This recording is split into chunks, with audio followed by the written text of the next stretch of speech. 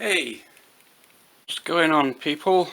Well, I've been away for a while, travelling around Europe. I've done about 2,000 miles worth of driving, all in the name of building research for Lego, of course. So not much building on the Lego table has been going on, but you may have noticed that Brickstead has actually moved downstairs now into our living room.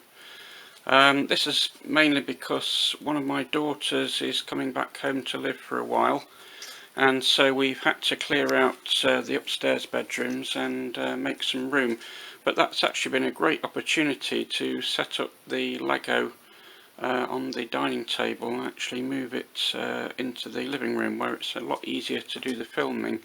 And I think we'll have a bit of a nice look at Brickstead in this episode. Before we begin properly, gang, the King of Legoland would like to say a few words.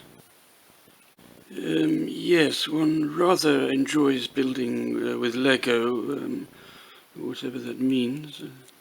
Thank you to His Majesty for those kind words. Don't forget to like and subscribe and smack that bell. Now let's get into it. Now, before I went away, if you remember, I set myself the challenge of building the Lego Tudor pub from first principles, because the set cost £200 and I just don't have that kind of money. I set about buying some pieces from Bricklink and discovered that the individual pieces actually cost way more than the set.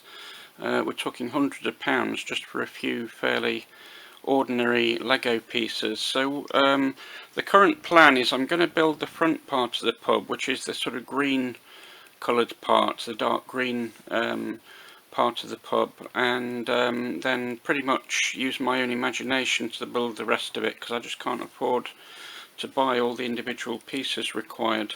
So that's all in progress. I actually put in an order to Bricklink for those pieces, and unfortunately when the bill came through it was double what I anticipated, because it was with European postage, so effectively that doubled the cost of the pieces. So I've had to go back to square one again with that one. So I'm currently endeavouring to cancel that order with Bricklink and possibly issue a new order to a local UK supplier for the pieces. So it's a question of watch this space, I'm afraid. So I'm going to ask for your patience on that one while we get all this stuff sorted out. The fact is that inflation is so high now that Bricklink pieces have become incredibly expensive, and so I'm having to think outside the box in order to make anything at the moment.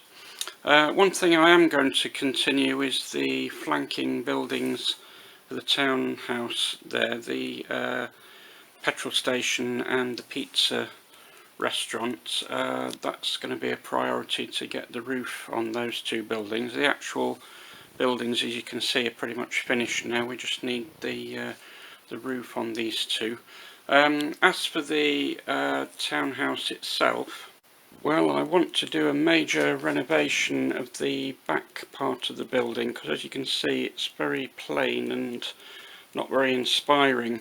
If you compare it with the actual town hall itself, on the back of that building, if we turn it round slightly, you can see that the back of the building is very detailed. It's basically as detailed as the frontage, and the reason we need that is that you're obviously going to be looking at the townhouse from the back as much as the front, because if you're looking from the front of the city, all you're going to see is that ugly sort of back wall. So we need to do some work on that, and also I need to actually extend it forward by about 2 or 3 studs so it sort of fits flush with the two flanking buildings on either side. So there's quite a bit of work to do there.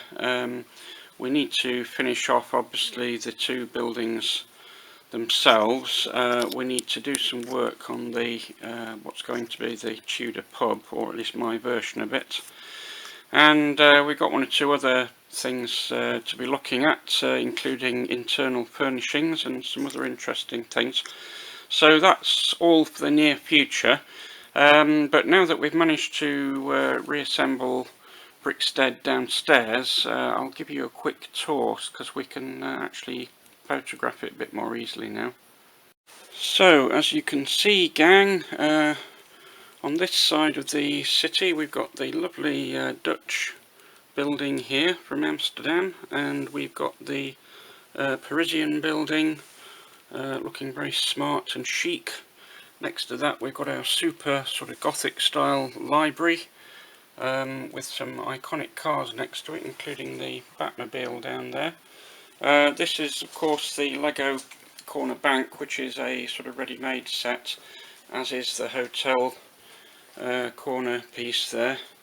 The bookshop there is a sort of ready-made Lego set, but this model here, this is one of the first ones I did based on the internet. It's based on a model by Bob Brickman over in Germany, and you can just see at the corner there's the Lego post office there with the newly refurbished telephone box and police box, of course, and the post office delivery van. We've got the super iconic town hall building here, based on a Baroque building in what's now Poland. On this side we've got some lovely kind of Baroque houses, similar to the sort of things you find in Middle Europe and Prague, and indeed in some parts of England. Now if we linger for a moment on the excellent fire station, a few weeks ago, maybe a few months ago now, I did a tutorial on this super fire engine here, but one of the fans has asked me if I can give a similar treatment to the other fire engine, this turntable vehicle, which is based on a sort of 1950s fire engine. So next time we'll do a bit of a tutorial on this. I'll take it to pieces and rebuild it, and hopefully show you some of the techniques used. This fire engine is one that I completely designed myself, so I'm quite proud of that one, and I'll be happy to do a tutorial on that for the fans out there.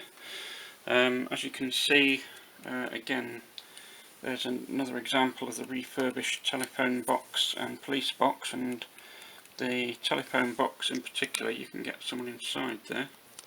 So that's all for this week, folks. Don't forget to like and subscribe. Live long and prosper, and I'll see you all next time.